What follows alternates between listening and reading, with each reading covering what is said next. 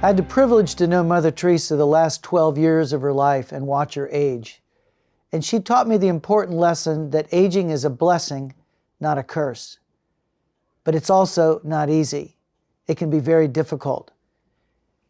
Maggie, when I think of aging, you realize that as you get older, you gain wisdom, you gain relational skills that you didn't have when you were younger. What are the other things that make aging a blessing and an experience to be cherished? I think practically having more time with people, having more time for the things that you enjoy and love.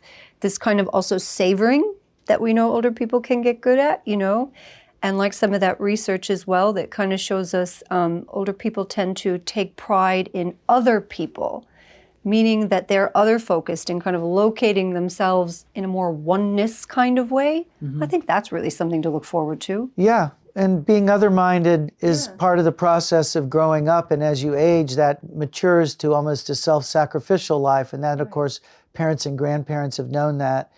I think also just the need to be needed. Absolutely. I would think they need a reason to get up in the morning, otherwise you end up with cognitive decline, I guess, and just a sense of alienation maybe from life, and there's an existential dread about what's ahead. But I didn't see that with Mother. I saw her waking up every day knowing that she was loved and valued and wanting to give her gift. Wow. That must make all the difference, I think, with elder citizens that are out there trying to find meaning in this season in their life. Right. And we know that from research, too. I mean, we hear older people voicing in qualitative research, give me a job. Give me something to do. I have lots of things I want to offer. And they also really balk at like tokenism. Don't pull me in as the older person on your team, and don't pull me in and talk about me just as your elder, Use my skills, use my knowledge, use my wisdom, Yeah, Mother Teresa had so many people around her. She was fortunate. She had all of her nuns and priests and an admiring public. But at the other end of the spectrum, we have a lot of elders that are alone. I saw one study that said 22% of people 65 and older are at risk of being so-called elder orphans, which means no spouse and no children. Either the children are estranged from them or they never had any. So for that group of people that doesn't really have that kind of family network, how can aging be a blessing for them, do you think? Mm-hmm. Yeah, well, that's a big question. I mean, hopefully they're rooted in some way in their communities, Friends. Yeah. And what I think is kind of sad too, sometimes we see these kind of community efforts to put younger people and older people into contact, because there's a real missed opportunity here, because there are a lot of like young kids or young families with not a lot of external support around them, Children love their grandparents, and they love an elder around, because elders with grandkids are usually that little bit gentler, softer, more fun. Right. You know this yourself. Yeah. You're a grandparent now. Yeah, I have my grandfather's shirt on. Right, Yeah. exactly. And from Ireland. It's different, isn't it? Yeah, it is different, and it's a great feeling.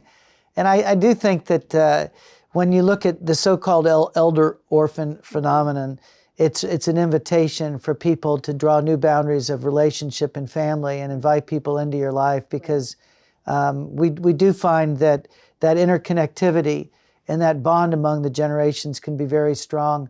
Yeah. Do you think America wakes up to this scourge of loneliness they see in the community now that has affected so many people and helps them see their gift, that the elderly have a gift to give?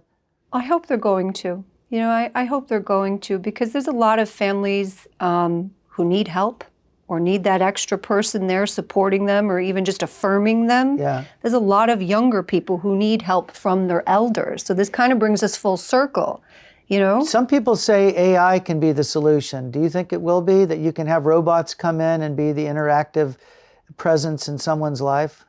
No, not the interactive presence, no. I mean, maybe they're going to find some practical... Sweep the floor, maybe. Yeah, great. I'm all for that, I want one of those robotic hoovers, That's a good use of AI.